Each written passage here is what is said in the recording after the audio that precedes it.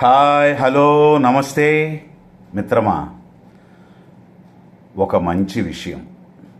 కలియుగంలో కూడా మిగతా యుగాల మాదిరి దేవుడున్నాడనడానికి 7 సాక్ష్యాలున్నాయి.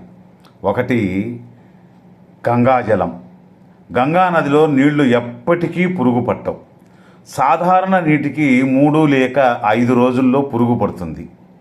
రెండవది, అమర్నాథ్ గుహ. ప్రతి సంవత్సరం మంచుతో ఒక శివలింగం ఏర్పడుతుంది. చలికాలం అయిన వెంటనే మళ్ళీ అది కరిగిపోతుంది. మూడవది, పూరీ జగన్నాథ్ టెంపుల్. గుడిపైన గోపురం మీద జెండా ఎప్పుడూ గాలి వీచే దిశకు వ్యతిరేక దిశలో ఎగురుతూ ఉంటుంది. అయితే దీని వెనుక ఉన్న మిస్టరీని సైంటిస్టులు కూడా ఇప్పటి వరకు కనుక్కోలేకపోయారు. నాలుగవది, రామేశ్వరంలో నీటి మీద తేలే రాళ్ళు.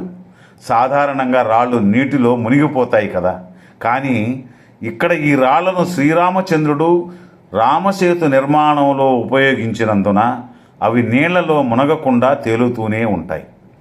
ఐదవది, పాకిస్తాన్ బోర్డర్ దగ్గర ఉన్న తనోత్ మాతా టెంపుల్. యుద్ధం సమయంలో చాలా మిసైల్స్, బాంబులు ఈ గుడి మీద చాలా పడ్డాయి, కానీ ఆ గుడి ప్రాంగణంలో ఒక్క బాంబు కూడా పేలలేదు.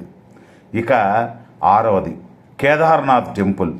2013లో వచ్చిన భయంకరమైన వరదల్లో కేదార్నాథ్ చుట్టుపక్కల ప్రాంతమంతా భారీగా నాశనమైపోయింది, కానీ ఆ గుడి మాత్రం చెక్కు చెదరకుండా అలాగే ఉంది.